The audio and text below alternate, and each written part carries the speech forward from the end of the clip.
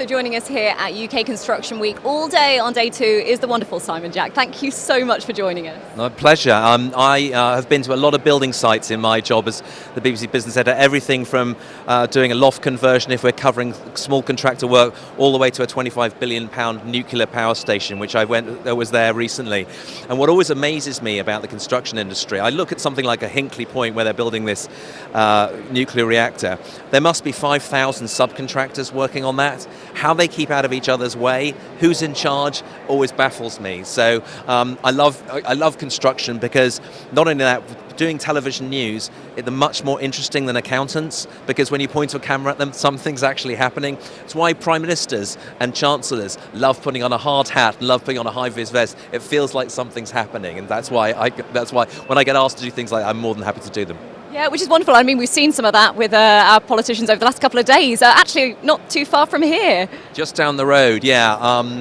I'm not a political journalist, so I'm leaving it to my political colleagues for the next couple of days. But I think that what is happening down there and what is happening around the world has obviously profound implications for the construction industry. You know, the cost of financing is going up, the cost of building materials, the cost of labour, and that's presenting obviously quite a challenging environment. We've just had a session now on HS2, and you look at that was a £100 billion project. Those costs are going up, and it's going to be interesting to see how the industry handles that. The other thing I hear almost in all the businesses that I go to is there's still a challenge about finding the right skills. That's always been a big one. So a lot of companies find it difficult to fill the roles, and we've seen that in the wider economy, in construction in particular. And you've got some building safety. There's a new Building Safety Act that's come in recently in response to a Hackett report, which is the post-Grenfell. I live 800 yards from Grenfell Tower, so I don't get shot at like some of my colleagues. I don't visit places, bombed out cities like Mariupol.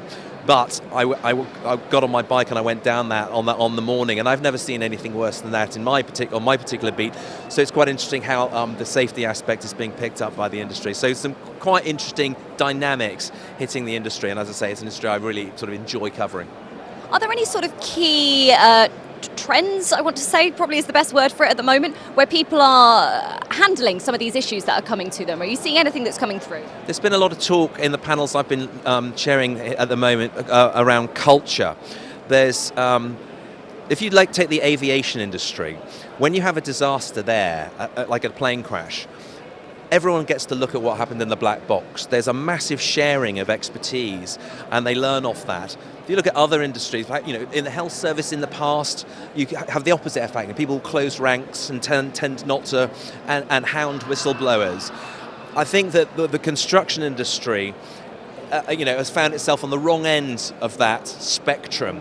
And I hear a lot of talk about how we're trying to move the culture up, so someone can put their hand up and say, not quite sure this is fitted correctly, not quite sure this is the right product.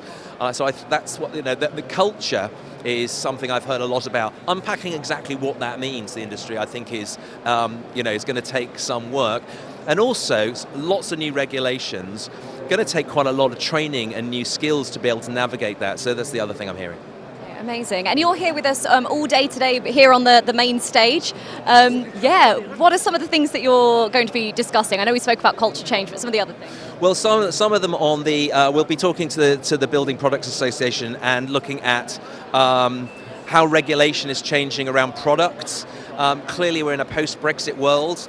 People are trying to figure out what that means in terms of, for the manufacturers, do you need to have, are we going to have two different standards for building regulations and building products? So those are some of the issues. This morning we were talking a little bit, as I said, about culture. We've just had a very interesting session on HS2, which of course is right around the corner.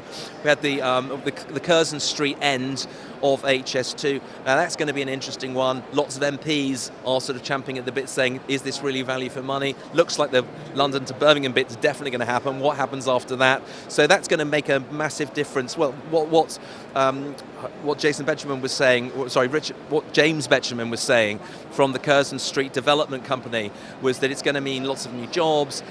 But one of the interesting things is post-pandemic, travel and working patterns have really changed, and which is going to be interesting to see how that affects the shape of the actual development, whether you have more residential, a bit less commercial at one end of it. Lots of job opportunities, of course. It's going to be the biggest building project in Europe.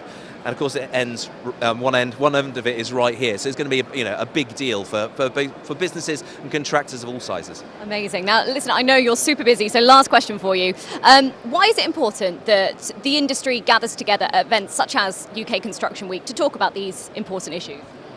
Well, there's obviously commercial advantage. People are here to sell stuff, and you would expect that on any trade show. But I suppose what I learn from these things, it's great for me because I make contacts that I might need, when I want to find out what's going in the construction industry. I've spoken to big bosses of them, and that's very helpful to me. But I think people are going back to that previous culture point and how the aviation industry and the construction industry have a slightly different approach to that. They're probably a good place to share best practice. Someone will have been working on something for a year, and you might be able to glean some of that expertise so you don't have to do all that learning yourself. That's the way it should work. Whether it always works like that, I don't know the industry well enough, but I'm learning all the time. Amazing. Simon, thank you so much. Best of luck for the rest of the day, and thank you for taking the time to talk to us. Not at all.